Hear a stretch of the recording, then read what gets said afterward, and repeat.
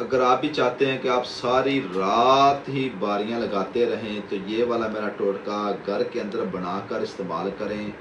100 बीवियों को आप खुश कर सकते हैं इस मेरे एक टोटके से। आपने करना क्या है, 4 लेने आपने पिस्ता की गिरियाँ, 4 ही बादाम ले लें आप, 2 से 3 टुकड़े आपने लेने हैं मूसली सफ़ेद के, 2 लेनी है आपने छोटी इलायची। इन चारों चीज़ों को आपस में अच्छी तरह कूट लें, पीस लें। जब इसका अच्छी तरह से पाउडर तैयार हो जाए, 1 चम्मच शहद का लें। इन सारी चीज़ों के अंदर ऐड करके काम करने से 1 घंटा पहले इसे इस्तेमाल करें।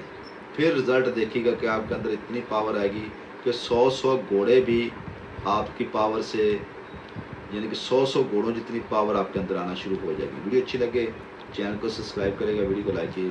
अल्लाह हाफ़िज़।